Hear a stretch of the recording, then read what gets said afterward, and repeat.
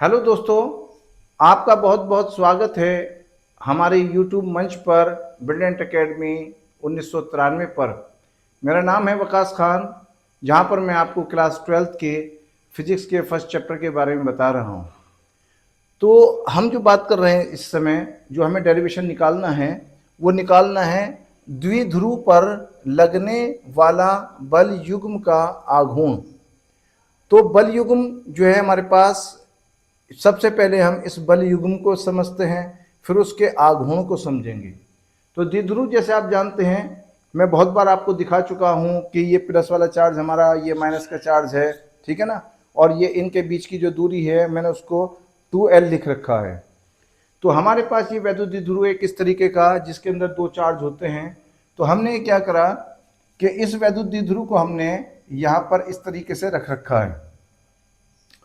तो ये जो प्लस वाला चार्ज है, इसके ऊपर जो फोर्स लगेगा, वो फोर्स इसी डायरेक्शन में लगेगा जिस डायरेक्शन में वैद्युत क्षेत्र की तीव्रता लगी हुई है।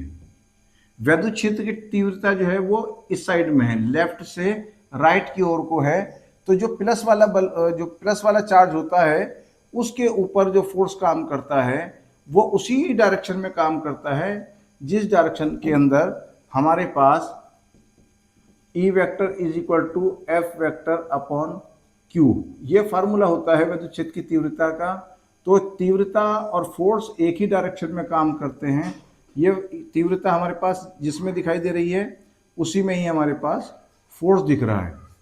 और जो माइनस वाला चार्ज होता है, उस पर अपोजिट डायरेक्शन के अंदर काम करता है फोर्स। अब जैसे जैसे हम क्या काम करेंगे, इसको थोड़ा सा ऐसे घुमा देंगे। तो वैद्युत द्विध्रुव जो है, या इलेक्ट्रिक डाइपोल जो है, वो क्या काम कर रहा है, वो क्षेत्र से कुछ थीटा कोण बनाते हुए इस तरह से हमने रख दिया। ये पॉइंट ए, ये पॉइंट बी, और इसके ऊपर प्लस का चार्ज Q और इसके ऊपर माइनस का चार्ज Q।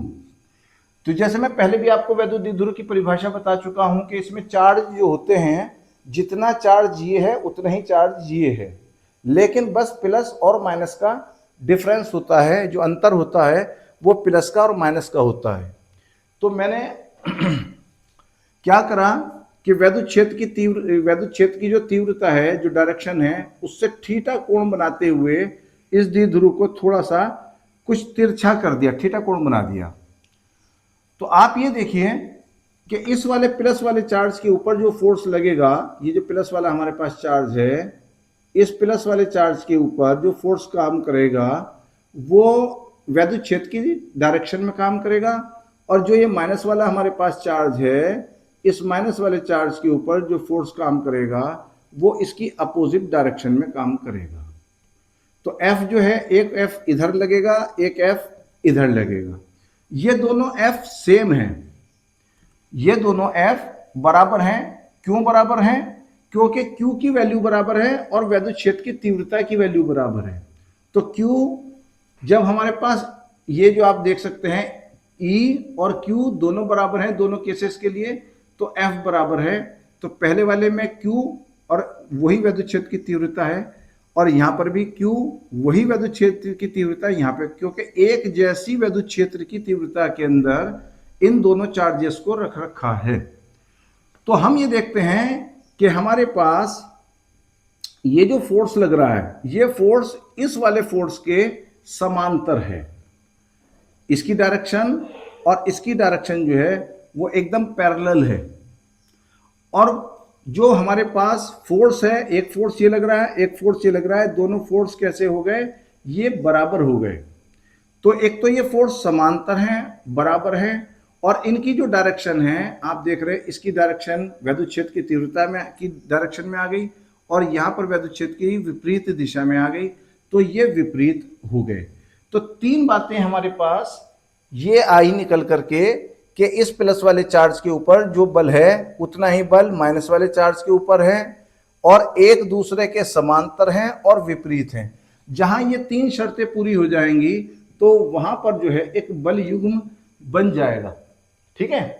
तो हमारे पास इस बल में, ये बल युग्म क्या करेगा, ये बल युग्म इस द्विध्रुव को, इस वाले वैद्युत द्विध्रुव को क्या करेगा, वापस इसे वैद्युत क्षेत्र की दिशा में लाने का प्रयत्न करेगा। ये प्लस का चार्ज को जो हमने घुमा करके यहाँ ऐसे रख रखा था, तो ये इसके ऊपर ऐसा फोर्स लगा करके आप देख सकते हैं कि ऐसे फोर्स लगा करके यहाँ प्लस वाले पे फोर्स लगेगा, तो धीरे धीरे धीरे करके ये ऐसे आ जाएगा और ये पूरा का पूरा वैद्युत क्षेत्र की डायरेक्शन में लाने का प्रयत्न करेगा। तो हम क्या करते हैं, यहां से एक परपेंडिकुलर खींचते हैं। ये हमने खींचा, ये परपेंडिकुलर थीटा के सामने वाली भुजा आ गई, लंब आ गया, ठीक है। और ये यहां से लेकर के हमने इसको आपको बहुत बार बता दिया है 12 होता है। तो ये जो लंब है या परपेंडिकुलर जो है, वो परपेंडिकुलर इस कर्ण का, इस वाली साइड का, ये जो बड़ी वाली साइड दिखाई दे रही है 12, इस साइड का कितना होता है, ये होता है साइन गुना, ये आ गया साइन थीटा। अब क्या करिए, हमें निकाल करके दिखाना है बल युग्म का आघूर्ण। बल युग्म का आघूर्ण, ये मोमेंट निकाल करके दिखाना है। मोमेंट ऑफ कपिल, जो फोर्स हमारे पास जो है, कपिल फोर्स है, उसका निकाल करके हमें दिखाना है। तो ये आ जाएगा बल, टाउ की वैल्यू, इसको टाउ से दिखाते हैं, तो tau is equal to force into लंबवत डिस्टेंस, लंबवत दूरी। तो लंबवत दूरी जो है हमारे पास, यहां से लेकर के यहां तक की निकल करके आई, इस लंबवत दूरी को हमने 12 कह दिया। तो फोर्स कितना था, फोर्स था हमारे पास F इंटू, और लंबवत दूरी थी हमारे पास 2L साइन थीटा। तो F की वैल्यू कितनी आई, F की वैल्यू आ गई E into Q not into 2L sine theta. अब क्या करिए, ये जो 2L और ये जो क्यू नॉट है, यहाँ तो क्यू रखना पड़ेगा, ये जो चार्ज है क्यू है ना, तो 12 इंटू क्यू जो है हमारे पास, ये क्या बन जाएगा, ये बन जाएगा वैद्युत द्विध्रुव आघूर्ण। यानी कि P जो बताया था मैंने आपको, Q इंटू 2L जो होता है वो P होता है। तो E into P into sine theta, ये बल युग्म का आघूर्ण टाउ निकल करके आ गया। तो टाउ बराबर ये आ गया PE साइन थीटा, ये बल युग्म का आघूर्ण, ये फार्मूला निकल करके हमारे पास आ गया। इसका जो मात्रक होगा, इसका मात्रक आप समझते हैं, बल का मात्रक क्या हो गया, न्यूटन, और लंबवत दूरी, दूरी का मात्रक आ गया मीटर, तो न्यूटन मीटर इसका जो है हमारे पास निकल करके आ जाएगा बल युग्म का आघूर्ण। अब आप ये देखिए, अगर हम इसमें अब दो कंडीशन आती हैं, इसमें दो कंडीशन आती हैं। पहली कंडीशन हमसे ये पूछता है कि अधिकतम बल युग्म का आघूर्ण, अधिकतम बल युग्म का आघूर्ण, सबसे ज्यादा इसके ऊपर आघूर्ण सबसे ज्यादा कब होगा, एक तो बात हमसे ये पूछता है, और एक हमसे पूछता है न्यूनतम, न्यूनतम बल युग्म का आघूर्ण, तो सबसे कम भी पूछता है हमसे। तो आप देख सकते हो P की वैल्यू फिक्स है, E की वैल्यू फिक्स है, ये जो फिर साइन थीटा है, इस साइन थीटा की जो अधिकतम वैल्यू होती है, साइन थीटा की जो अधिकतम वैल्यू है 1 और सबसे कम वैल्यू है इसकी 0, ये आ गई अधिकतम, अधिकतम, और ये आ गया न्यूनतम, न्यूनतम।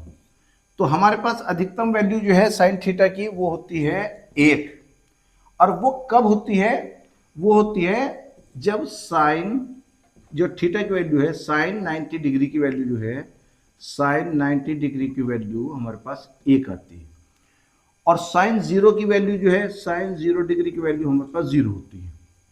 तो हम क्या काम करेंगे, हमसे पूछता है जी अधिकतम बल युग्म का आघूर्ण कब काम करेगा, तो अधिकतम बलयुग्म का गुण कब काम करेगा? जब साइन थीटा की वैल्यू 1 होगी। और 1 कब होगी? जब साइन जो थीटा की वैल्यू है वो 90 डिग्री हो, यानी कि साइन 90 डिग्री की वैल्यू 1 हो। तो हम अगर ऐसे देखें तो हमारे पास द्विध्रुव को अगर हम 90 डिग्री ऐसे रख देते हैं यूं, ठीक है ना, तो इस तरीके से अगर हमारे पास ये द्विध्रुव ऐसे रखा है प्लस क्यू और ये माइनस क्यू है ना, द्विध्रुव अगर ऐसे रखा है 90 डिग्री बनाते हुए, तो उस केस में जो है अधिकतम बलयुग्म का आघूर्ण काम करेगा। तो tau maximum is equal to, तो अधिकतम की वैल्यू आप क्या काम करेंगे? 1 रख देंगे, ठीक है ना। ये रहा formula, tau is equal to P E. अब साइन थीटा की जो अधिकतम वैल्यू आ गई हमारे पास 1 रख दी, तो अधिकतम वैल्यू टाउ मैक्सिमम जो है हमारे पास tau maximum is equal to P आ गया। अब अगर हम न्यूनतम की बात करें तो tau minimum is equal to हमारे पास आ जाएगा, तो न्यूनतम वैल्यू हमारे पास 0 आ गई और साइन 0 की वैल्यू 0, और ये पूरा का जब 0 रखेंगे हम पी ई साइन 0 डिग्री, और ये सारा 0 बन जाएगा, टाउ मिनिमम हमारे पास 0 निकल करके आ गया। तो ये फार्मूला हमने निकाल करके आपको दिखाया, ठीक है।